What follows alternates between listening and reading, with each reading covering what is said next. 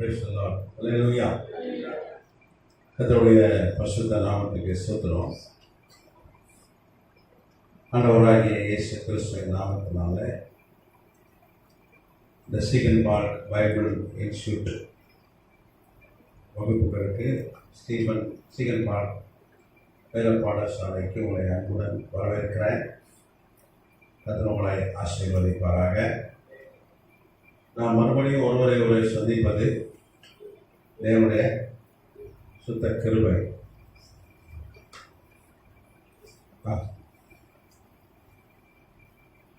நாம் ஒருவரை சந்திப்பது தேவனுடைய சுத்த கிருபை. அருமையான ஐயா சொன்ன பண்ணவர்களுக்காக பாஸ்டர்மா, உடல் ஊழியர்கள், வந்திருக்கிற தேவ ஊழியர்கள், தேவ பிள்ளைகள் எல்லாருமே என்னுடைய நன்றியை நான் தெரிவித்துக் கொள்கிறேன். தொடர்ந்து வெளிப்படுத்துகிற விசேஷத்தில் வந்து நம்ம ஆய்வு செஞ்சிட்ருக்கோம். அது குறிப்பாக போன வகுப்பில் நம்ம பாபிலோன்னா மகா பாபிலோன்னா என்னென்னு ஆய்வு செய்கிறோம். மகா பாபிலோன்னா என்ன தெரியுமா? சொல்லுங்கள். அது ரோமன் கேத்தலிக் மதத்தை குறிக்கிறது என்று பைபிளில் சொல்லப்பட்டிருக்கிற அத்தனை குறிப்புகள், அடையாளங்கள் எல்லாவற்றையும் நாம் ஆய்வு செய்து அது ரோமன் கேத்தலிக் மதத்தை குறிக்கிறது என்று நாம் கடந்த வகுப்பில் ரொம்ப தெளிவாக பைபிளிலிருந்து தான், வெளியிலிருந்து அல்ல, பைபிளிலிருந்து தான் நம்ம ஆய்வு செஞ்சோம். பத்தனாமத்துக்கு சோதனம். இன்றைக்கும் தொடர்ந்து வெளிப்படுத்தின விசேஷம்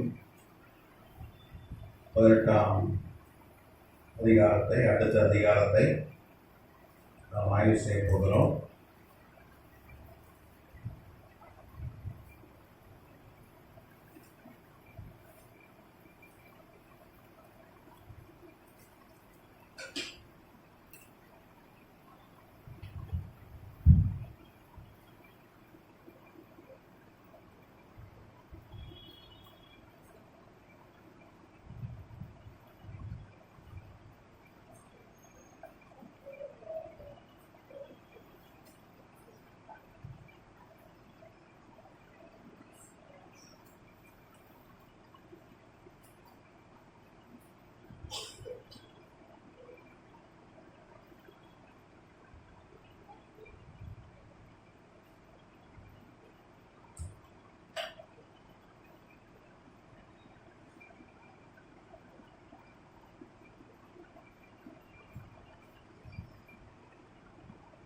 சரி, வாசிக்கலாம். வெளிப்படுத்தின விசேஷம் 18ஆம் அதிகாரம்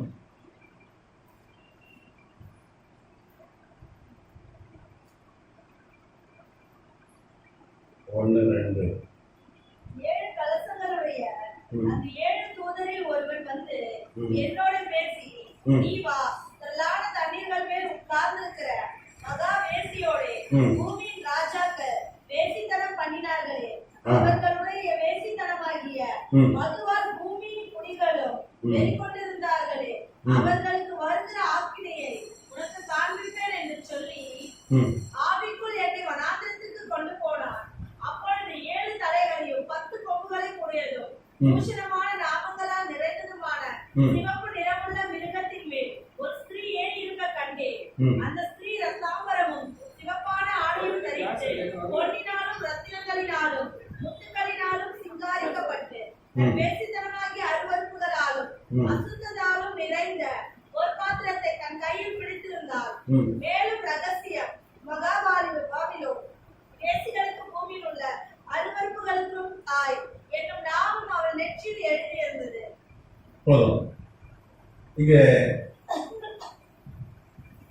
வெளிப்படுத்தின விசேஷம் 1ஆம் அதிகாரம் 18ஆம் அதிகாரம் 1-இருந்து எத்தனை வருஷம் வாசித்தீங்க? 5 வருஷம்.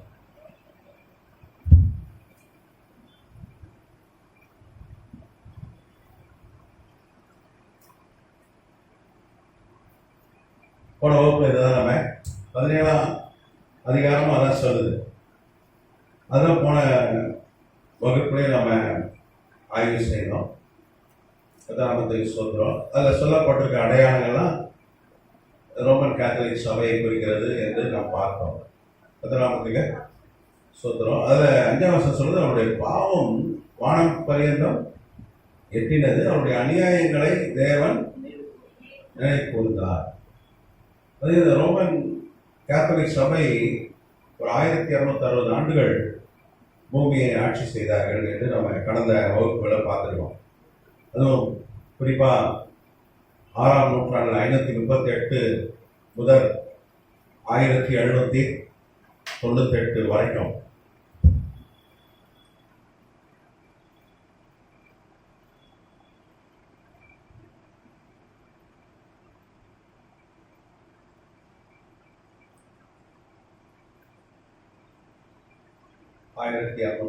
ஆண்டுகள்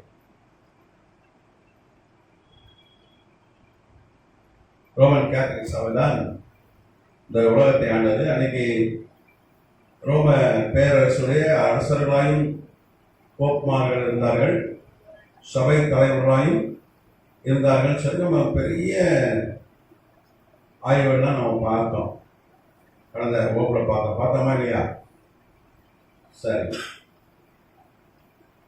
அப்போ இன்னைக்கு இந்த 18ஆம் வெளிப்படுத்த விசேஷம் 18ஆம் அதிகாரத்திலிருந்து சில வசனங்களை வாசித்தோம். வேதம் சொல்லுது, ஆண்டவர் நியாய தீர்ப்பு செய்வார். இந்த மகா பாபிலோன் விழுந்ததுன்னு 2 முறை, ஒரு முறை சொல்ல, எத்தனை முறை சொல்லப்படுது? 2ஆம் வசனத்துல விழுந்தது 2 முறை சொல்லப்பட்டிருக்கிறது. நாமத்துக்கு சோதனம். அப்போ எவ்வளவு உறுதியா அந்த தீர்க்க தரிசனம் இது நடக்க போற காரியம் தான். நடக்க போற ஒரு காரியத்தை தான் கர்த்தர் யோவானுக்கு வெளிப்படுத்துகிறார். யோவான் அப்போ 89 வயது அவனுக்கு. அவன் பத்மூத்தியோட கைதியா இருக்கிறான். அங்கதானே கர்த்தர் அவனை தீர்க்கதரிசியாய் உயர்த்தி அவனுக்கு இனி நடக்க போற காரியங்களை எழுது, வரப்போகிற காரியங்களை எழுது அப்படின்னு சொல்லிட்டு கர்த்தர் அப்படியாக இங்கே யோவானுக்கு கர்த்தர் வெளிப்படுத்துகிறதை பார்க்கிறோம். அப்ப அங்க இந்த தீர்க்கதரிசனம் என்ன சொல்லுதுன்னா, இந்த மகா பாபிலோன் அழிந்துரும் அப்படின்னு இங்கே சொல்லப்பட்டிருக்கிறது. கர்த்தநாமத்துக்கு ஸ்தோத்திரம். நம்ம ஏற்கனவே ஆய்வு செய்தோம். வெளிப்படுத்தின விசேஷத்தில் நிறைய தீர்க்க தரிசனங்கள் நிறைவேறி இருக்கிறது. இந்த ஆய்வு செய்யணும். நிறைவேறின தீர்க்க தரிசனத்தெல்லாம் நம்ம ஆய்வு செய்யணும். அப்போ கொஞ்சம் தீர்க்க தரிசனங்கள் இன்னும் நிறைவேறல, அந்த லிஸ்ட்ல தான் இதுவும் இருக்கு. அப்போ சொல்லப்பட்டதெல்லாம் நிறைவேறி இருக்கிறது. அப்போ இதுவும் கட்டாயம் நிறைவேறும். அல்லேலூயா சொல்லுவோமா? நிறைவேறும். அப்ப இங்க ஒரு பெரிய ஒரு லிஸ்ட் இருக்கிறது. பெரிய லிஸ்ட் இருக்கிறது. நீங்க பாத்தீங்கன்னா அந்த அதிகாரம் முழுக்க வெளிப்படுத்தின விசேஷம் 18ஆம் அதிகாரம் முழுக்க இந்த பாபிலோன், மகா பாபிலோன் ஆண்டவர் கொடுக்கும் நியாய தீர்ப்பு குறித்து இங்கே சொல்லப்பட்டிருக்கிறது. குறிப்பா 9ஆம் வசனம் வாசிக்கலாம். வெளிப்பட்ட விசேஷம் 9:18.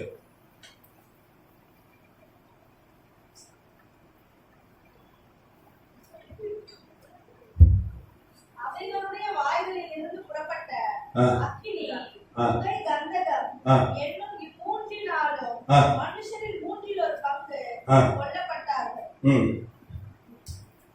அந்த குதிரைகளின் வல்லமை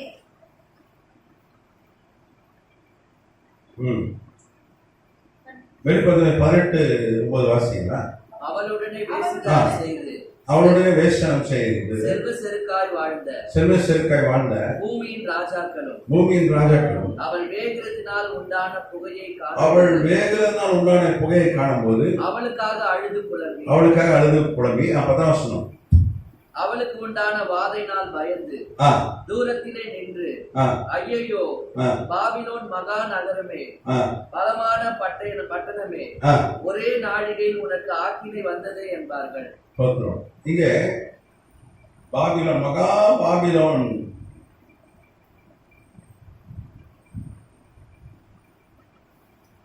அழியும் என்று இங்கே சொல்லப்பட்டிருக்கிறது. அது எப்படி அழியுமா? புகை எழுப்பும், புகை எழுப்பும். அப்போ தீக்கிரைக்காகப்படும்.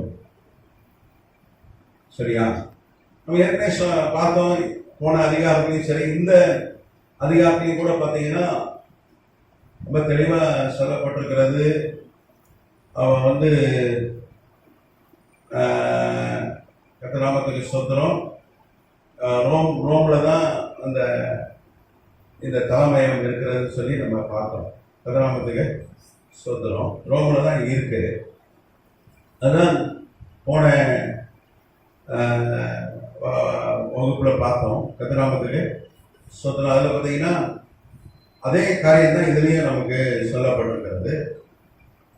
இங்கே வேதம் சொல்லுது 2ஆம் வசனம், வெளிப்படுத்தல் 12, அவன் பலத்த சத்தமிட்டு மகா பாபிலோன் விழுந்தது, அது பேய்களுடைய குடியிருப்பும் சகலவித அசுத்த ஆவிகளுடைய காவல் வீடும் அசுத்தமும் அருவருக்குள்ள சகலவித பறவைகளுடைய கூடும் ஆயிடுச்சு. இப்ப பாத்தீங்கன்னா வேதம் சொல்லுது இங்க பறவைகள் என்ன சொல்லுது? பேய்களுடைய குடியிருப்பு. அதை வாசிங்க, மெயினா வாசிங்க. அவன் பலத்த சத்தமிட்டு, வசனம் 2, 2வது வசனம், அவன் பலத்த சத்தமிட்டு மகா பாபிலோன் விழுந்தது 2 முறை. அது பேய்களுடைய குடியிருப்போம், பேய்கள், சகலவித அசுத்த ஆவிகளுடைய காவல் வீடும், அசுத்த ஆவிகள், அசுத்தமும் அருவருப்பும் உள்ள சகலவித பறவைகளுடைய கூடும் ஆயிற்று. அசுத்தமான பறவைகள், அதனுடைய இவைகளுடைய என்னது? கூடு. குடியிருக்கிற இடம் அர்த்தம். கூடுனா குடியிருக்கிற இடம். நீங்க பாத்தீங்கன்னா பேய்கள் நமக்கு எல்லாம் தெரியும். பேய் தெரியுமா தெரியாதா? நம்ம ஊர்ல பேய் கதை சொல்லுவாங்க. ராத்திரி 12 மணி ஆச்சுன்னா சலன் ஒரு சவுண்டு கேட்கும். வெள்ளை வெள்ளைன்னு ஒன்று போகும், முடிய வீசி போட்டு அப்படின்னு கதை சொல்லுவாங்க. ஆனால் அமெரிக்காவில் இருக்கிற சின்ன பிள்ளைங்களுக்குலாம் அங்கே இருக்கிறவங்க எப்படி கதை சொல்லுவாங்கன்னா, ராத்திரி 12 மணி கண்ணங்கரேன்னு ஒரு ட்ரெஸ்ஸை போட்டு ஒரு பேய் போகும்.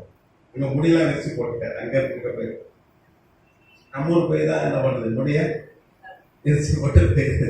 இப்படி கதை, இது கற்பனை கதை.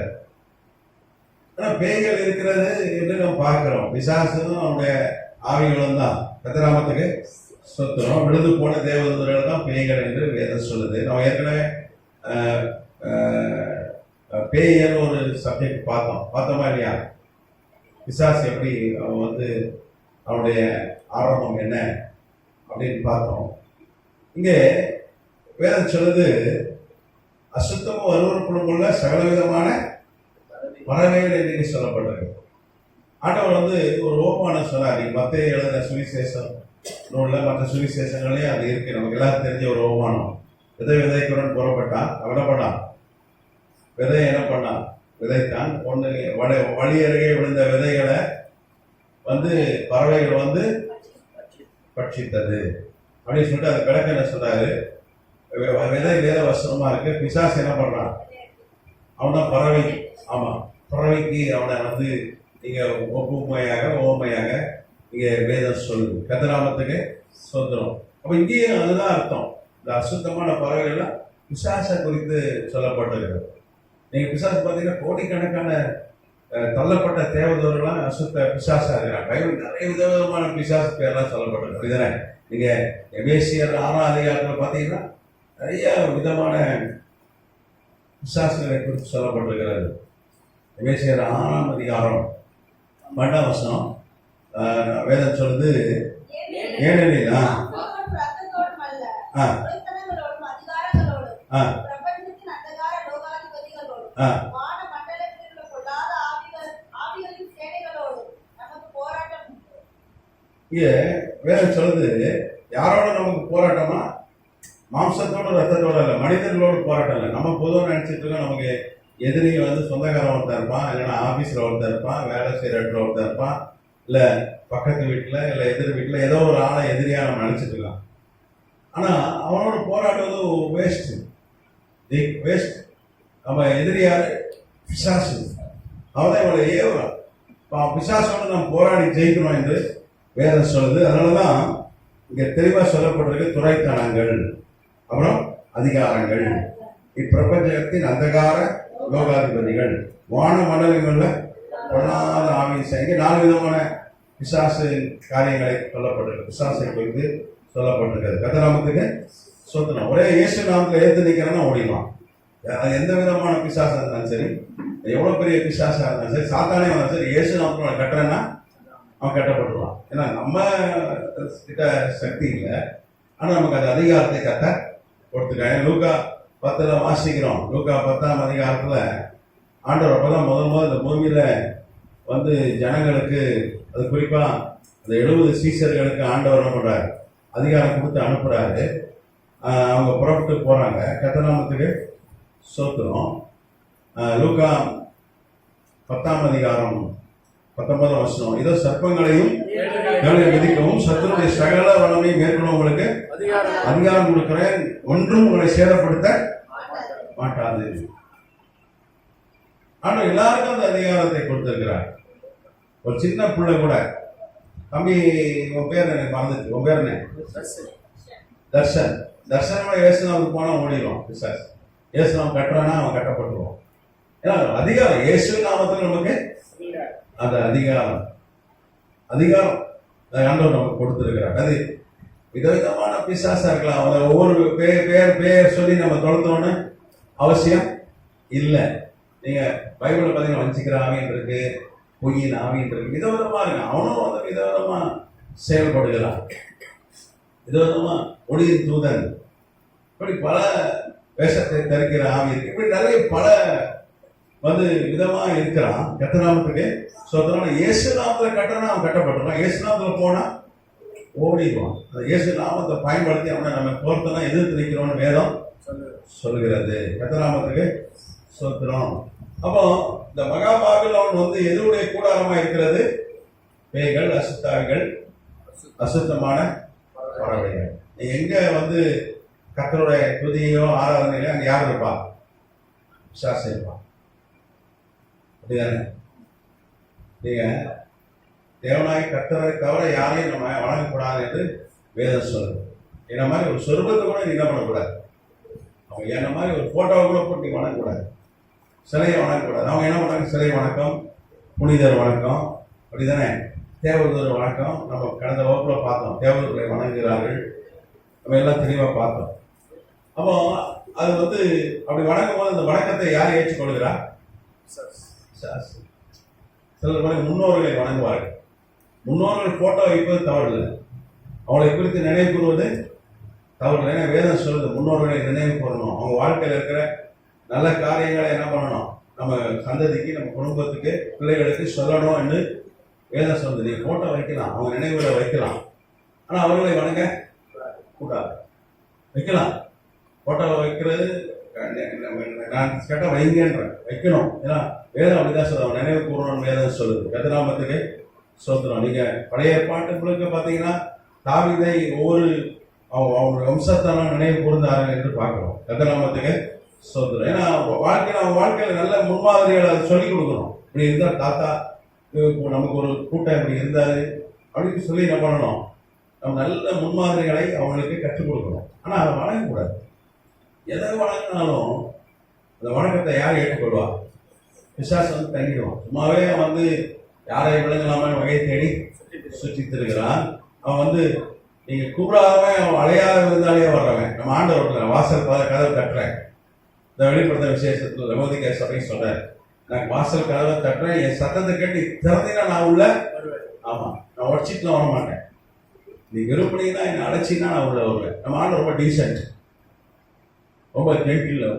அவன் அப்படி இல்லை. ஏதாவது ஒரு வாய்ப்பு கிடைச்சா என்ன பண்ணிடுவான், அவன் வந்து திருடனும் அப்புறம் கொள்ளுகிறவன் அழிக்கிறவன் திருடன், அவன் பின்வாசல் வழியாக வருகிறவன். கதநாமத்துக்கு சொந்தம். அப்ப ஏன் இது வந்து பேய்கள், அசுத்தாவிகள், அசுத்தமான பறவைகள் கூட மாறிட்டு அங்கே விக்கிரக ஆராதனை? நம்ம ஏற்கனவே சொன்னோம், அங்கே தம்முசை வணங்குகிறார்கள் என்று சொன்னேன். நேரடியாக தம்முசை வணங்குறாங்க, டீ போட்டுக்கிறாங்க. சூரியன், அங்கே சூரியனுடைய சொரூபத்தை வைத்திருக்கிறார்கள். கர்த்தநாமத்துக்கு ஸ்தோத்திரம். சிலைகளை வணங்குகிறார்கள். வேதம் ஒன்றும் மரியாதை வணங்க சொல்லி வேதத்தில் ஒரு இடத்துல கூட இல்லை. யாரை நோக்கி ஜெபிக்கணுமா? என் நாமத்தினால எதை கேட்டாலும் தருவேன்னு சொல்லிக்கிறார். என்னை நோக்கி கூப்பிட்டீங்கன்னா நீ அறியாத உனக்கு எட்டாத காரியங்களை உனக்கு அறிவிப்பேன். ஜெபத்தை கேட்கிற தேவன். அப்ப ஜெபம் யாரை நோக்கி பண்ணணும்? ஆண்டவரை தவிர யாருக்கையும் ஜெபிக்க கூடாது. ஆனா அங்க என்ன பண்றாங்க? ஜெபிக்கிறாங்க. அப்படிதானே? ஆனா கேட்டா வந்து பரிந்து பேசுவாங்க. அவங்க அந்த மரியாதாமா நல்லம்மா தான், அவர்களும் கேட்ட பாவி இல்லை. ஆனா பிசாசு அவனை வைத்து என்ன பண்றாங்க? இவளை வஞ்சிக்கிறான். இடையில தான் வந்து சொல்லி போன வகுப்புல பார்த்தோம், ஒரு 400 ஆண்டுகள் சபை தூய்மையா இருந்தது, மரியாதை வணக்கம் இல்லை. நயவஞ்சகமாய் சிறில் ஒரு ஊழியக்காரன் தான் கொண்டு வந்தான். தியோடோசியஸ், 2ஆம் தியோடோசியஸ் என்கிற ரோம பேரரசன் காலத்துல ஒரு மாநாடு நடத்தி, அது ரொம்ப அரசன் தலைமை தாங்கி நடந்த மாநாடு. அதுல ஒரு இந்த தீர்மானத்தை கொண்டு வந்து ஒரு சட்டமாகவே ஏற்றிட்டாங்க. கர்த்தநாமத்துக்கு ஸ்தோத்திரம். ஒரே ஒரு ஊழியக்காரர் தான் அதை எதிர்த்தார்னு சொல்லி நான் சொன்னேன். நெஸ்டோரியஸ் ராஜா தியோடோசியஸே எதிர்த்தார். எனக்கு வந்து அவர் கீழ்ப்படியில். அவர் தான் ஆதி திருச்சபையுடைய ஒரு தூண். கர்த்தநாமத்துக்கு ஸ்தோத்திரம். 5ஆம் நூற்றாண்டுடைய தூண் என்று யாரை சொன்னாலும் நெஸ்டோரியஸ் தான். அவர் ஒரு நாள் அதை எதிர்த்தார். அப்புறம் அவர் தலைமையில தான் ஆதி திருச்சபை செயல்பட்டது. இன்னைக்கு நம்ம கர்த்தரை ஆராதிக்கிறோம். அன்னைக்கு அதுக்கு கர்த்தர் நெஸ்டோரியஸை எழுப்பினார். அல்லேலூயா. அவர் அதை செத்தாலும் பரவாயில்ல நான் நிற்பேன் அப்படின்னு நின்றார். வைராக்கியமாய் நின்றார். கர்த்தநாமத்துக்கு ஸ்தோத்திரம். இப்போ ஆண்டவர் சொல்றார், நான் அதை அழித்து போடுவேன்னு சொன்னார். ஏற்கனவே 17ஆம் அதிகாரத்தில் பார்த்தோம். அது எங்கே இருக்கிறது? அந்த மகாபாபிலோன் என்று ரொம்ப தெளிவா பார்த்தோம். 7 ஒரு சிவப்பு மிருகம், அதுக்கு எத்தனை தலை இருக்கு? 7 தலை இருக்கிறது. நீங்க வெளிப்படுத்துற விசேஷம் 17ஆம் அதிகாரம் 17:3 பார்த்தோம்.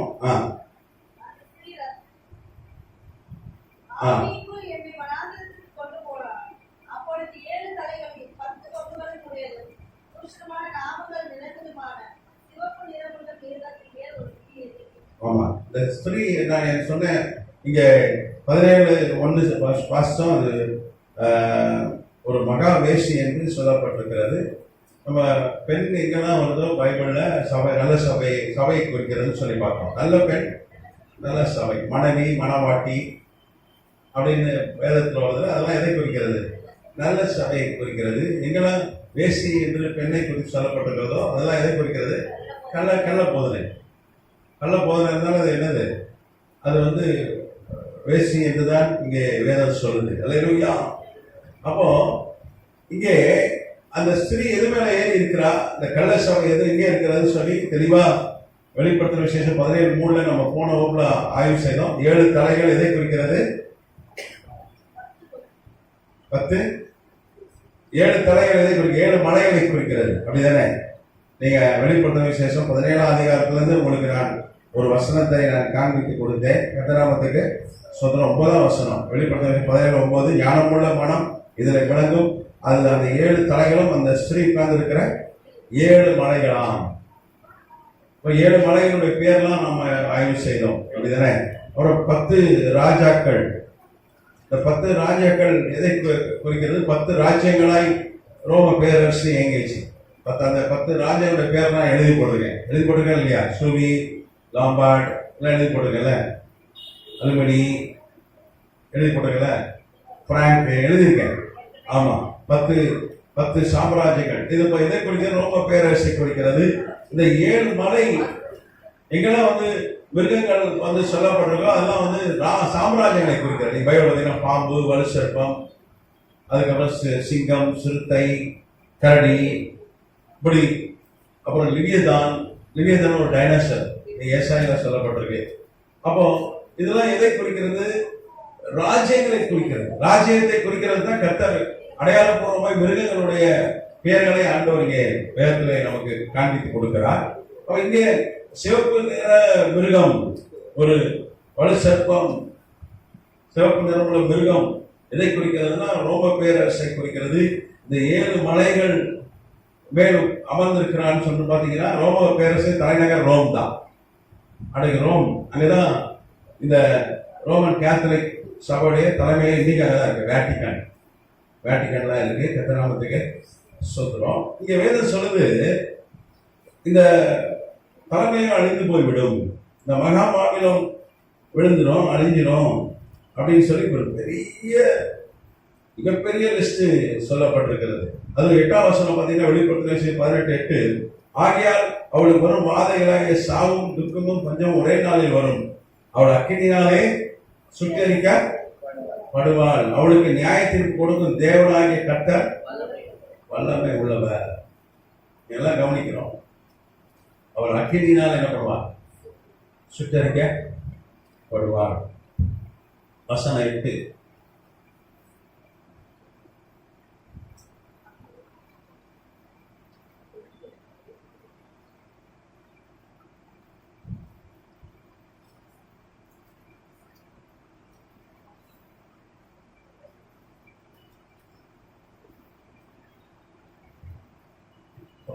அக்கினி, அவள் அக்கினியா சுட்டரிக்கப்படுவான்னு சொல்லி 8ஆம் வசனம் சொல்லுது. கர்த்தநாமத்துக்கு ஸ்தோத்திரம். அதுக்கப்புறம் 9ஆம் வசனம் சொல்லுது புகை எழும்புமா, அவ அழியும் போது புகை எழும்புமா, அவளுக்காக எல்லாரும் அழுது புலம்புவார்களாம். 10ஆம் வசனம் சொல்லுது அவளுக்கு உண்டான வாதையினால் பயந்து தூரத்தில் நின்று ஐயையோ பாபிலோன் மகாநகரமே பலமான பட்டணமே ஒரே நாளில் உனக்கு ஆட்களை வந்து என்பார். ஒரே நாள் அழிப்பார். ஒன் டே, சிங்கிள் டே, படிப்படியாக அழியாது, ஒரே நாள் அழியும். ஒரு நாள் அழித்து போடுவார். கர்த்தநாமத்துக்கு ஸ்தோத்திரம். இங்க பாபிலோன்னா ஏன் பாபிலோன் அழைக்கப்பட்டது நம்ம சொன்னேன்னா அவர்கள் பாபிலோன் விக்கிரகங்களை தான் அவர்கள் வணங்குகிறார்கள். பாபிலோனுடைய பண்டிகை தான் அவர்கள் கொண்டாடுகிறார்கள். அதுக்குதான் பாபிலோன்.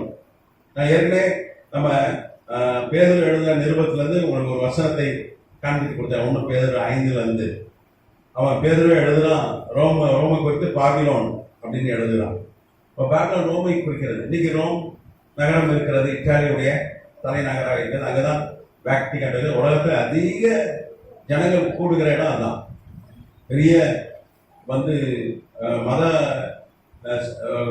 வழிபாட்டு ஸ்தலத்தில் அதிக கூட்டம் வருது. அங்கதான் அதிக வருமானம் அங்கதான் வருகிறது. கர்த்தநாமத்துக்கு ஸ்தோத்திரம். நீங்க பாத்தீங்கன்னா தெளிவு 11ஆம் வசனம் சொல்லுது, பூமியின் வர்த்தகர்களும் தங்கள் சரக்குகளாகிய பொன்னையும் வெள்ளியும் ரத்தனங்களையும் முத்துக்களையும் சல்லாக்களையும் இரத்தாம்பரத்தையும் பட்டாடைகளையும் சிவப்பாடைகளையும் சகலவித வாசனை கட்டைகளையும் தந்தத்தினால் செய்திருக்கிற சகல வஸ்துக்களையும், இப்படி ஒரு பெரிய லிஸ்ட் இருக்கு. பெரிய லிஸ்ட் போட்டு இங்க சொல்லப்பட்டிருக்கு. இனி கொள்வார்களாகபடியால் அவளுக்காக அழுது புலம்புவார்கள்.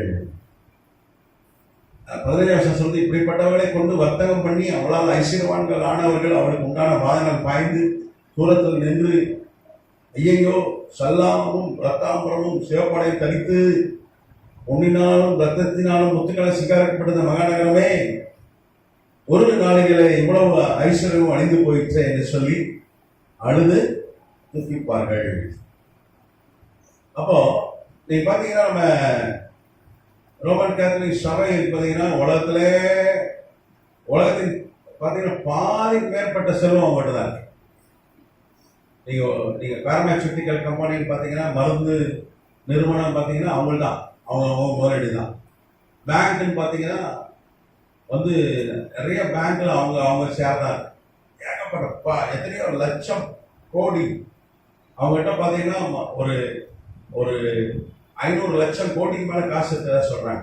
பொருளாதார நிபுணர், பெரிய வர்த்தகம், பெரிய ஒரு பொருளாதார சாம்ராஜ்யம் எல்லாமே அழிந்து போய்விடும் என்று இங்கே வேதம் சொல்லுது. அது ஒரே நாள்ல அவர் சுட்டரிக்கப்படுவாள் என்று நாம் வேதத்தில் வாசிக்கிறோம்.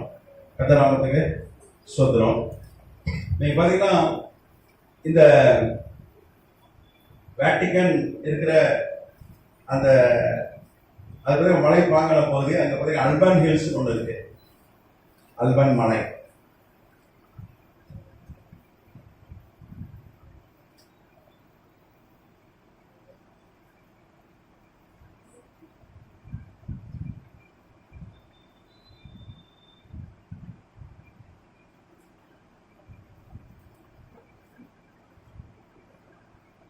இப்போ நம்ம ஊட்டி மலை சைஸ் ஒரு பெரிய மலை,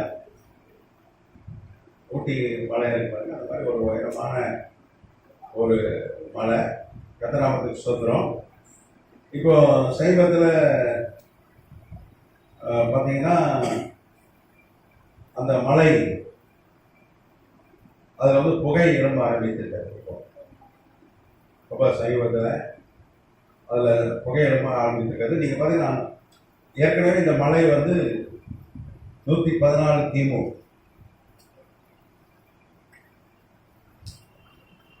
நீங்கள் 114 கிமு அப்படின்னு சொன்னீங்கன்னா இப்போ இன்னையிலேருந்து ஒரு 2139 ஆண்டுகள்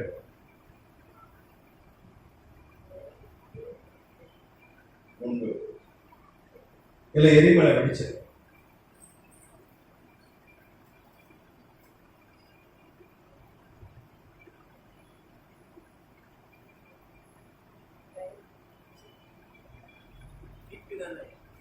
கிமு 114 கிமு.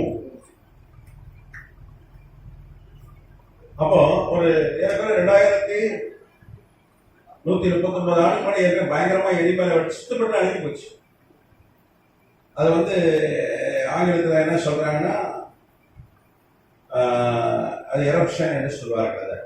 அதை வால்கானிக் எரப்ஷன் என்று சொல்வார்கள்.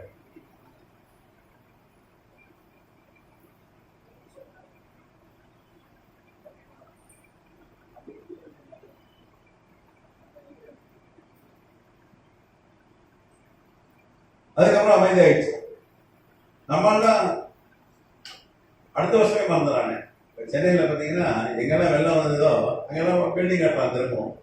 அங்கேயே 1 கோடி 2 கோடி கொடுத்து என்ன பண்ணுறான், ஃப்ளாட்ஸ் வாங்குறான். அப்படிதானே? நம்மளாம் ஒன்றும் மறந்துடுறாங்க. போன வருஷம் வந்த வெள்ளத்தை இந்த வருஷம் என்ன பண்ணிடுறான், மறந்துடுறான். கரெக்டு தான் நான் சொல்லுது, உண்டா இல்லையா? கப்பலில் போட்டில் போனதெல்லாம் மறந்துடுறான். 1 மாடி 2 மாடி தண்ணி நின்னதெல்லாம் மறந்துட்டு திருப்பி என்ன பண்ணுறான். நீங்கள் அப்படிதான் நடக்குது, வேலை சேர்ந்து அப்படிதான் நடக்குது. நீங்கள் கேட்க நேரம்லாம் பார்த்தீங்கன்னா என்னுடைய நண்பர் வீடு அங்கே 2 மாடி தண்ணி இருந்தது. 2 மாடி தண்ணி 2015 திரும்ப என்ன பண்ணுறான், அங்கே தான் என்ன பண்ணுறான், கோடிக்கணக்கான ரூபாய் செலவு பண்ணி வீடு வாங்குறான். நம்ம அடுத்த வருஷமே மறந்துடலாம், சில வருஷத்துல மறந்துடலாம். அதே மாதிரி இந்த எரிமலை வெடித்ததை மறந்துச்சு. இப்போ பெரிய அங்கே நிறைய கட்டடங்கள்லாம் வந்து விட்டது. கதிராமத்துக்கு சோத்திரம். இப்போ 1999 மறுபடியும் அது புகைய ஆரம்பிச்சிருக்காது. இந்த அல்பன் மலை செப்டம்பர் மாதம்.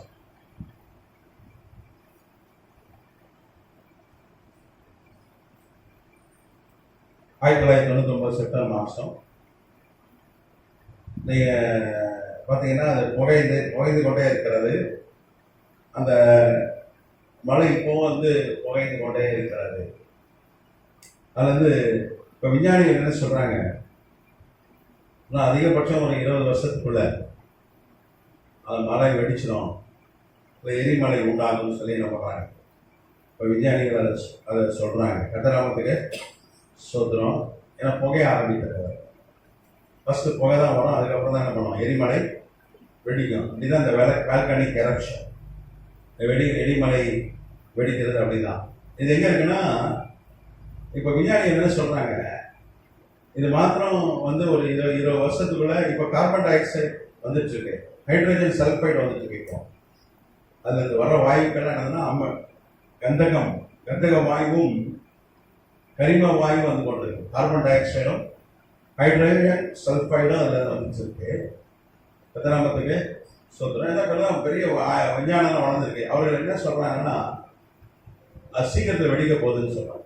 வெடிச்சதுன்னா ஒரு 25-30 கிலோமீட்டர் சுத்துப்பட்டு காணாம போயிடும். அது வெடிச்சதுன்னா என்ன ஆகுமா,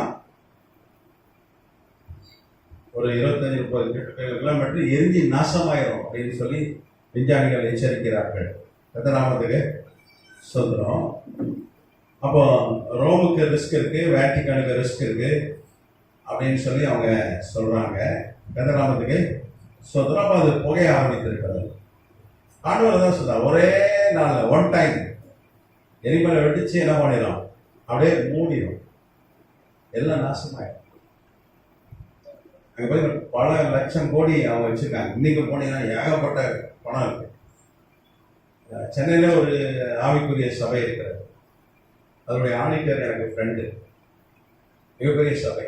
சபை பேர்லாம் நம்ம பப்ளிக்காக சொல்லக்கூடாது. மிகப்பெரிய சபை. இன்னைக்கு பார்த்தீங்கன்னா 100 கோடி ரூபா கூட கேஷ் எடுப்பாங்க. நான் சொல்றது ஒரு 6-7 வருஷம் 10 வருஷத்துக்கு முன்னாடியே சொல்வார். அவர் ஆடிட்டர். அவர் எவ்வளோ சொன்னாலும் கேட்க மாட்டேங்கிறாங்க. எதையும் முறைய பேங்க்ல போட்டு வைக்க மாட்டேங்கிறாங்க. 100 கோடி ரூபாய் கேஷ் கேட்டால் கூட கொடுப்பாங்க. சின்ன ஒரு ஒரு ஆவிக்குரிய சபை தான் சென்னையில் இருக்கு தலைமையகம். அப்போ இது எவ்வளோ உலகம் ஃபுல்லாக 140 கோடி ஜனங்கள். எங்கே பார்த்தாலும் சொத்து, எங்கே பார்த்தாலும் ஸ்கூலு, கட்டடம், பேங்க்கு, எங்கே பார்த்தாலும் நம்மளுடைய முதலீடுகள். உலகத்தில் அதிக காணிக்கை வர்றது அங்கே தான். டெய்லி கோடிக்கணக்கான ரூபாய் கலெக்ஷன் ஆகிட்டே இருக்கு. நீங்கள் பார்த்தீங்கன்னா ஒரே நாளில் எல்லாம் என்ன ஆகிடும், எரிஞ்சு போயிடும் அப்படின்னு சொல்லி சொல்லப்பட்டிருக்கிறது. இந்த மகா பாபிலோன் அழிந்து போகும் அப்படின்னு நான் வேதத்தில் பார்க்குறோம். கர்த்தநாமத்துக்கு ஸ்தோத்திரம். அப்போ இது எப்போ நடக்கும்? கர்த்தருடைய வருகைக்கு பிறகுதான். வருகைக்கு பிறகு அழிஞ்சிடும். ஏன்னா கர்த்தருடைய வருகை அதுக்கு முன்னாடியே நடந்துடும் சொல்லி நம்ம பார்க்குறோம். நீங்கள் அதை தொடர்ந்து வீட்டில் போய் வாசிங்கன்னா உங்களுக்கு புரியும். அதில் நிறைய காரியங்கள் சொல்லப்பட்டிருக்கிறது. அப்போ நிறைய இந்த செல்வம், அதெல்லாம் தங்கம், ரத்தாம்பரம், பட்டாடை, சிவப்பாடை, அப்புறம் வாசனை பட்டை, இதெல்லாம் இங்கே சொல்லப்பட்டிருக்கிறது. அங்கே பார்த்தீங்கன்னா நிறைய செல்வம் இங்கே சொல்லப்பட்டிருக்கிறது. கர்த்தநாமத்துக்கு ஸ்தோத்திரம். இவங்க பார்த்தீங்கன்னா அங்கே 13ஆம் வசனம் சொல்லி லவங்கப்பட்டை, துப்பவர்க்கம், தைலம், சாம்பிராணி, திராட்சரசம், எண்ணெய், மெல்லிய மாவு, கோதுமை, மாடுகள், ஆடுகள், குதிரைகள், ரதங்கள், அடிமைகள், மனுஷருடைய ஆத்துமாக்களை கொள்வார்களாதபடியாக அவைகளுக்காக அழுது புலம்புவார்கள். கர்த்தநாமத்துக்கு ஸ்தோத்திரம். நீ பார்த்தீங்கன்னா அவனுக்கு ஒரு 2,30,000 மேலே பாரிஸ் உலகம் ஃபுல்லாக 2,30,000 மேலே பாரிஸ் என்று சொல்வார்கள். பங்கு என்று சொல்வார்கள். பாரிஸ்லாம் நல்ல நிறைய சபைகள் இருக்கும். அப்போ அவங்க பல லட்சம், ஒரு 80 லட்சம் சபை இருக்கும் அவங்ககிட்ட. எப்படி ஏராளமான சபைகள். நீங்கள் வந்து நாங்கள் அப்பம் கொடுக்குறாங்க, ரவுண்டாக ஒரு அப்பம் கொடுப்பாங்க. அதுக்கப்புறம் இப்போ இதெல்லாம் வந்து அங்கே அப்புறம் சிலுவை, தங்க சிலுவை, வெளி சிலுவை, மர சிலுவை, நிறைய அவங்க பொருட்கள் நிறைய விற்கிறாங்க. எல்லாமே அங்கே தான் வருது. இந்த அப்பம்லாம் கூட வைக்கலாம் கூட இங்கே யாரும் செய்கிறது இல்லை. அப்படிதானே? அங்கேருந்து வருது எல்லாமே. ரோப்லேருந்து தான் வருது. இப்போ அங்கே தான் மொத்தமாக கொள்முதல் பண்ணி வேட்டிக்கனில் தான் செஞ்சு அனுப்புகிறாங்க. நீங்கள் விசாரிச்சிங்கன்னா தெரியும். அங்கேருந்து தான் வருது. நீங்கள் பார்த்தீங்கன்னா அந்த லிஸ்ட்டே போடப்பட்டிருக்காரு. கர்த்தநாமத்துக்கு ஸ்தோத்திரம் போடுறாங்க. நாங்கள் செய்யல, முந்தைய செஞ்சாங்கன்றதை ஏற்றுக்கிறாங்க. இப்போ செய்யல, ஒரு காலத்தில் செஞ்சுருக்காங்க. ஒரு காலத்தில் அடிமைகளை வாங்கி விற்கிறது எல்லாம் இருந்தது வியாபாரம். வீட்டுக்கு ஒரு வேலைக்கு ஒரு அன்றைக்கெல்லாம் வந்து ஆள் தேவைன்னா சம்பளத்துக்கு இப்போ ஃபிக்ஸ் பண்ணுறோம். அப்போ அப்படி கிடையாது. ஆளை காசு கொடுத்தே வாங்கிடுவாங்க. அவன் பரம்பரை என்ன பண்ணுவான், அவங்ககிட்ட வேலை செய்ய பைபிளே இருக்குது. ஆபிரகாம் என்ன பண்ணான், அவன் கொண்டு வந்த ஷேக்கல் என்கிற பணம் அதை வைத்து அடிமைகளை வாங்கினான்னு வேதம் சொல்ல. ஆண்டவர் சொன்னா, நீ இந்த அடிமைகளுக்கும் என்ன பண்ண, நீ விருத்த சேதனம் பண்ணணும்னு சொன்னார். அப்புறம் பெரிய பணக்காரங்க இது வரும்போது சும்மா வரல, வெறுங்கையே வரல, பல கோடிகள் எடுத்துட்டு வந்தாங்க. ஷேக்கல்ன்ற பணத்தை, உலகத்தின் முதல் பணம் 2150 கிமு 2150 பிசியில தான் உலகத்திலே முதல் ஒரு நாணயம் மின்ட் செய்யப்பட்டது, உருவாக்கப்பட்டதுன்னா அது ஷேக்கல். உலகத்தின் முதல் பணம் தான். அது எங்கன்னா அக்காடிய சாம்ராஜ்யம், ஈராக், இன்னைக்கு இருக்கிற ஈராக். அப்போ ஆபிரகாம் பிறக்கிறதுக்கு ஒரு 75 ஆண்டுகளுக்கு முன்பாக பணத்தை அடிச்சிட்டாங்க. கர்த்தநாமத்துக்கு ஸ்தோத்திரம். அந்த தேசத்தை சார்ந்தவன ஆபிரகாம். எல்லாம் தங்க நாணயங்கள், வெள்ளி நாணயங்கள், ஷேக்கல். இன்னைக்கும் இஸ்ரேல் தேசத்துடைய பணம் பேர் இருந்தது ஷேக்கல் தான். ஆபிரகாம் கொண்டு வந்த ஈராக் பணம் தான். இஸ்ரேல் ஆபிரகாமுக்கு ஈராக்குடைய சந்ததி, அந்த ஈராக்கியனுடைய சந்ததி தான் இஸ்ரேல் தேசம். ஆமா, ஈராக்ல இருந்து வந்தவர் தான் ஆபிரகாம். ஆதாம் ஏவாள் யாரு? ஈராக்கியர்கள். அது தெரியுமா உங்களுக்கு? நான் ஏற்கனவே உங்களுக்கு சொல்லியிருக்கேன். 2017ஆம் ஆண்டு ஜெர்மன் நாட்டை சார்ந்த டாக்டர் லீ கிளேர் தலைமையில் பெரிய விஞ்ஞான குழுவினர் ஆய்வு செய்து ஏதேன் தோட்டத்தை கண்டுபிடித்தார்கள் சொன்னேன். எங்கன்னா தெற்கு மெசொப்பொட்டாமியா, சவுத் மெசொப்பொட்டாமியா, ஈராக்ல. அப்போ ஆதாம் எங்கே வாழ்ந்தா? ஈராக். ஏவாள் யாரு? ஈராக் பெண் தான். அது தெரியுமா உங்களுக்கு? நம்ம ஈராக்ல தான் முதல் மனித இனம் தோணுச்சு. 1987 தான் கண்டுபிடித்தார்கள். 6000 வருஷமா மனித இனம் இருக்கு. அதில் பார்த்தீங்கன்னா மைட்டோகாண்ட்ரியா அதை கண்டுபிடிக்க இந்த ஜெனட்டிக் அந்த சயின்டிஸ்ட் மாலிகுலர் பயாலஜி என்று சொல்கிறார்கள். அவர்கள் கண்டுபிடிப்பு என்னன்னா எல்லாருக்குள்ளேயும் ஒரு பெண் வித்து இருக்கிறது. 6000 வருஷமா அந்த பெண் வித்து இருக்கு. அந்த பெண்ல இருந்தா மனிதன் வந்தான் அப்படின்னு சொல்லி 1987 டாக்டர் ஸ்டோன்கிங் போன்ற உலக புகழ் பெற்ற விஞ்ஞானிகளுடைய கண்டுபிடிப்பு. குரங்குல இருந்தா மனுஷன் வந்தான்னு சொல்லிட்டு இருந்தாங்க. அதை உடைக்கிற, அதை இது பண்ணுகிற ஒரு கண்டுபிடிப்பு. கர்த்தநாமத்துக்கு ஸ்தோத்திரம். அப்ப எல்லாருக்குள்ளேயும் யார் வித்து இருக்கு? நம்ம எல்லாருக்குள்ளேயும் ஏவாளுடைய வித்து நம்ம எல்லாருக்குமே இருக்கு. நமக்குள்ள எல்லாருக்குள்ளேயும் ஈராக்ல தான் மனிதனமே தோன்றி உலகம் ஃபுல்லா பரவினாங்க. அது தெரியுமா உங்களுக்கு? எல்லாருக்குள்ளேயும் 2000 ஆண்டுல தான் எல்லாருக்குள்ளேயும் ஒரு ஒய், ஆதாமுடைய ஒய் எல்லாருக்குள்ளேயும் இருக்கு கண்டுபிடித்தாங்க. ஒரு 6000. நமக்குள்ள எல்லாருக்குள்ளேயும் எக்ஸ் ஒய், நமக்கு ஒரு 46 எக்ஸ் ஒய் இருக்கும். அப்பா அம்மாட்ட வரும். அதுல ஒரு எக்ஸ் யாருது? ஏவாளுது. ஒரு ஒய் யாருது? ஆமா, நமக்குள்ள எல்லாருக்குள்ளே இருக்கு. அதே மாதிரி நோவாவும் 4500 வருஷமா எல்லாருக்குள்ளேயும் வந்ததுதான் விஞ்ஞானிகள் இப்போ ரீசெண்டாக கண்டுபிடிச்சிருக்காங்க. நோவாவுடைய வித்து. அப்ப எல்லாருக்குள்ளேயும் இந்த உலகத்துல இருக்கிற 800 கோடி ஜனங்களுக்குள்ளே என்ன இருக்கும்? ஆதாம், ஏவாள், நோவாவுடைய வித்து எல்லாருக்குள்ளேயும் இருக்கு. மனிதன் எங்கே உருவாச்சு? ஈராக்ல உருவாச்சு. கதிராமத்துக்கு சொந்தம். அந்த ஈராக் பணத்தை எடுத்து கொண்டு வந்தான். பெரிய பணக்காரன். எல்லாத்தையும் விட்டுட்டு வந்தான். நான் பணத்தை கொண்டு வந்துட்டான். தங்கெல்லாம் வீடு, அவன் பெரிய வீடு. அவனோட வீடு இன்னைக்கும் இருக்கு. ஊர் என்கிற அந்த பட்டணம். இன்னைக்கு நீங்க போனீங்கன்னா நம்ம அதுக்குதான் ஈராக் போயிட்டு வாங்கன்னு சொல்றேன். ஈராக் போனீங்கன்னா அவனோட வீடெல்லாம் பார்த்துட்டு வரலாம். பிரிட்டிஷ் சயின்டிஸ்ட் அவன் வீடெல்லாம் கண்டுபிடித்து வைத்திருக்காங்க. மிகப்பெரிய வீடு, ஒரு அரண்மனை. ஆபிரகாம் வீடு. பெரிய பணக்காரன். அந்த வீட்டெல்லாம் விட்டுட்டு தான் வந்தான். ஆண்டவர் சொன்னார், வாப்பா கானானுக்கு வா, அவனை ஆசீர்வதிக்கிறார். அன்னைக்கு இன்னைக்கு நியூயார்க் எப்படி இருக்கோ அந்த மாதிரி தான் அன்னைக்கு ஊர். அன்னைக்கு 25 லட்சம் பேர் இருந்தார்கள். அன்னைக்கு நாகரிகம் வந்தது. எல்லாம் படித்தவர்களாக இருந்தார்கள். எல்லாம் கல் வீடு இருந்தது. அன்னைக்கு அண்டர்கிரவுண்ட் ட்ரைனேஜ் இருந்ததுன்னு சொல்லி கண்டுபிடிப்புகள் சொல்றது, தொழில்துறை ஆர்கியாலஜி பாயிண்டிங் சொல்லுது. அப்போ அதெல்லாம் விட்டுட்டு காட்டுவாசிகள், சரியா ட்ரெஸ்ஸே போடாத, எப்படி ஆப்பிரிக்கா காட்டுல அந்த மாதிரி இடத்துக்கு தான் வந்தான். அதனால கர்த்தரோட ஆசீர்வதிச்சார். வானவனும் வந்துட்டான். அப்போ யோசிச்சு பாருங்க, நம்ம அப்படி செய்வோமா? மாட்டோம். விட்டுட்டு வந்தான்.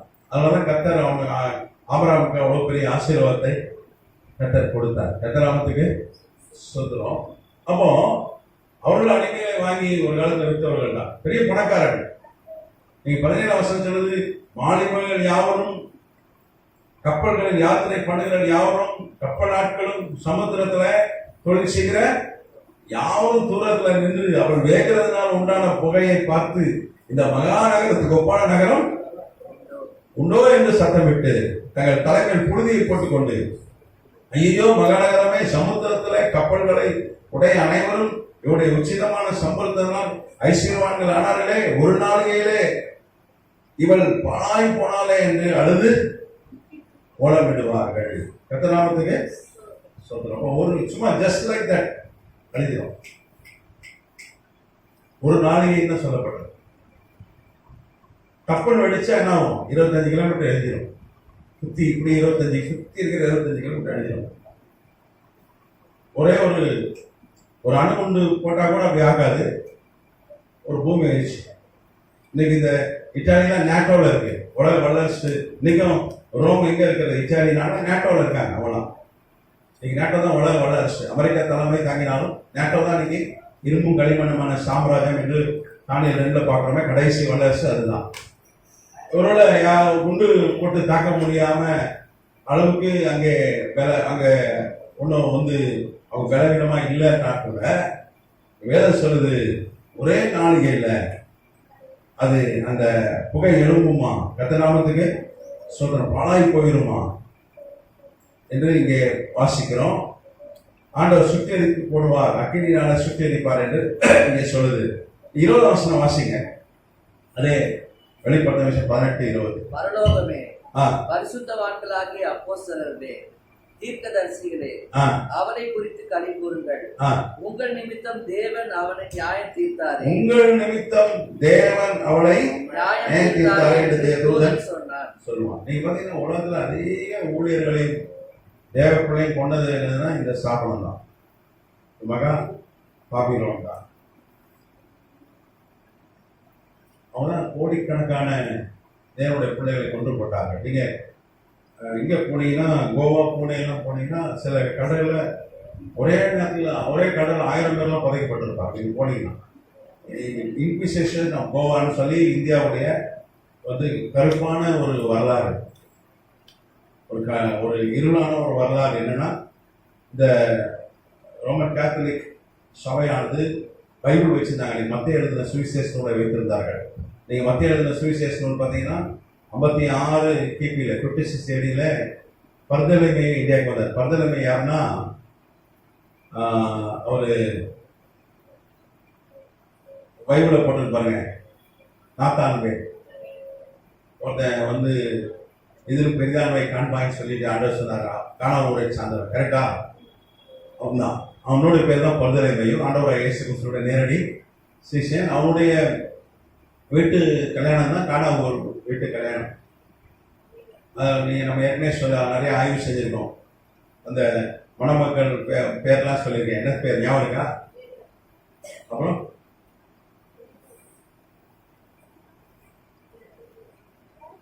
மறந்துட்டீங்களா? சிரிம் மணமகன் பேர் சிரிம், மணமகன் பேர் லிடியா. இவங்க அவங்க வரலாறு சொல்லுது. சிரிம் இந்தியாவுக்கு வந்தான். அவன் இங்கே சாட்சி, அவன் தான் ஊழியம் செஞ்சான். அவரோட பதவி சொல்லுது, என் வீட்டு கல்யாணத்தில் தண்ணீர் ஆண்டவராக இயேசுகிறது திராட்சரசமா மாத்தினார் அப்படின்னு சொல்லி இங்கே சாட்சி சொன்னதாக வரலாற்று பதிவுகள் சொல்லுது. அவனும் வந்தான் கூட, பரதலைமை கூட அவனும் வந்தான். அவனும் ஊழியம் செய்தான். நீங்கள் பைபிள் பார்த்தீங்கன்னா அற்புதம் செஞ்ச பெற்ற ஆட்கள் எல்லாமே ஊழியத்துக்கு போயிட்டாங்க. ஆண்டவர் சாட்சியாக இருந்தாங்க. இன்னைக்கு நம்ம அப்படி இருக்கோமா? இல்லை. அப்படிதானே? ஆண்டவர் எதுக்கு நம்ம வாழ்க்கையில் அற்புதம் செய்யற, நம்ம சுகமாக்குற, அவருக்கு என்ன பண்ணணும்? சாட்சியா இருக்கணும். அங்கே போய் சொல்லணும், நாமத்தை மயப்படுத்தணும். அதுதான் அற்புதம் செய்யறாரு, அதுதான் நம்மளை ஆசீர்வதிக்கிறார். அதை விட்டுட்டு சில சாட்சி சொல்லும்போது சிரிப்பாக தான் இருக்கு. நான் ஏற்கனவே சொல்லியிருக்கேன். நான் ஒரு மீட்டிங் போயிட்டேன். முதல் நாள் ஒரு அம்மாவுக்கு சுகமாயிடுச்சு. ஒரு பெரிய பிரச்சனை அவங்களால நடக்க முடியாது, உட்கார்ந்து எதிரிக்க முடியாது, அவங்களால படுக்க முடியாது. முதுகில் ஒரு பெரிய பிரச்சனை, ஒரு பெரிய பிரச்சனை. சர்ஜரி பண்ண சொன்னாங்க டாக்டர். ஆனால் சுகமாயிடுச்சு. ஆமாம், அவங்க சாட்சி சொல்கிறாங்க. சூப்பராக லாஸ்ட் நாள் சாட்சி சொல்கிறாங்க. கத்தனை சுகமாயிட்டாரு. நான் நல்லா இப்போ இடியாப்பம் சொல்கிறேன், ஆப்பம் சொல்கிறேன், முறுக்கு சொல்கிறேன். மேலாம் ஒன்றும் செய்ய முடியாது. முறுக்கு சொல்றதுக்கு இடியாப்பம் சொல்றதுக்கு அவனை சுகமாக்குறாரு. போய் சாட்சி சொல்லு. அப்படிதான் வந்தான் அவன். சிரிக்கும். அப்படி இந்தியாவுக்கு வந்தான். கத்தனை சொல்கிறான். அப்படிதான் மத்திய சுவிசேஷனோடு அவங்க கொண்டாங்க. கொண்டு இந்த அன்னைக்கு மராத்தி மொழியில மொழிபெயர்த்து கொடுத்தார்கள். மகாராஷ்டிராவில் ஊழியர் செய்தார்கள். கொங்கன் பகுதியில் மராத்தி மொழியில மொழிபெயர்த்து அந்த வைத்திருந்தவனை இவங்க கொலை செய்தார்கள். பைபிளை எரித்தார்கள். ஆதி திருச்சபை அழிக்கிறதுக்கு முயற்சி பண்ணாங்க. கத்தநாமத்துக்கு சொல்றோம். அதனாலதான் இங்க வாசிக்கிறோம். வெளிப்படுத்த 18:20 பரலோகமே, பரிசுத்தவான்களுடைய அப்போஸ்தலர்களே, தீர்க்கதரிசிகளே, அவளை குறித்து களி கூறுங்கள்.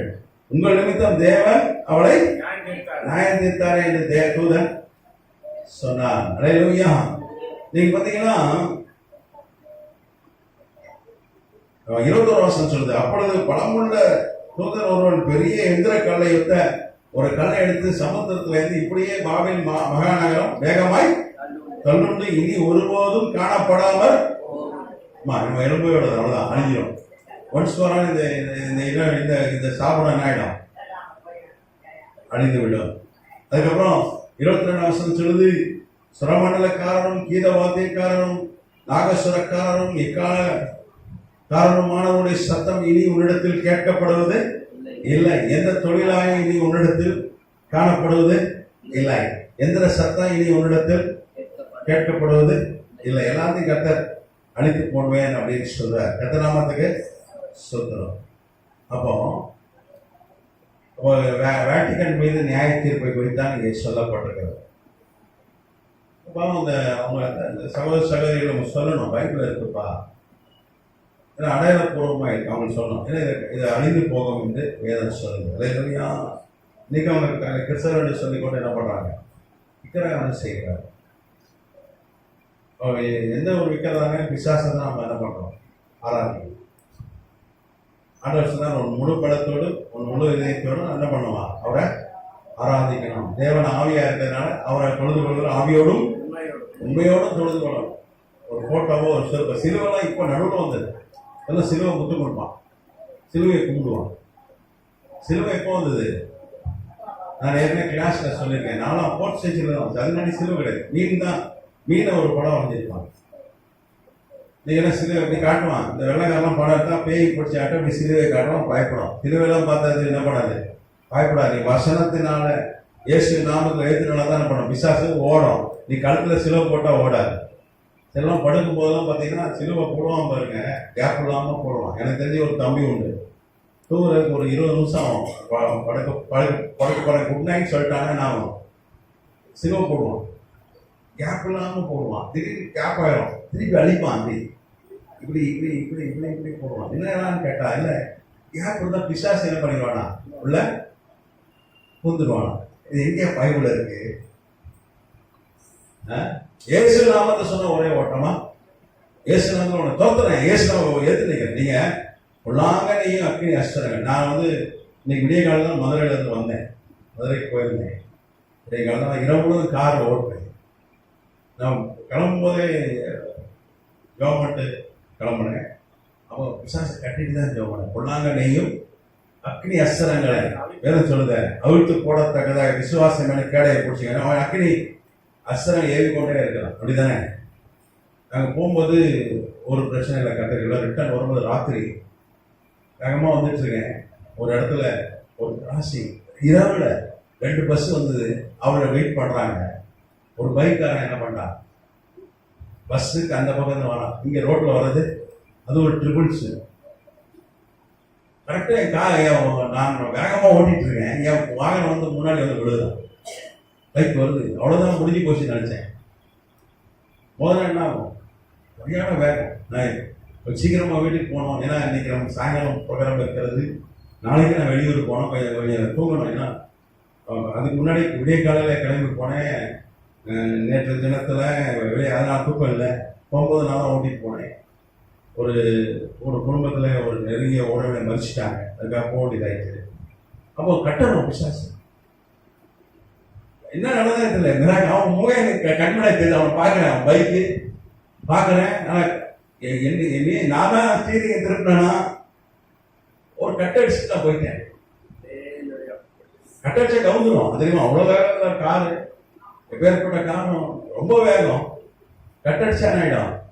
கவுந்துறா கூட இருக்கவங்க கத்துனா ஐயோ நாங்கள் கத்தர் பாதுகாக்க. இயேசு நாமத்தில் என்ன பண்ணோம், பிசாசை கட்டணும், ஏற்றுக்கணும், ஓடிடுவான். அந்த சிலுவை கண்டெல்லாம் என்ன பண்ண மாட்டான்.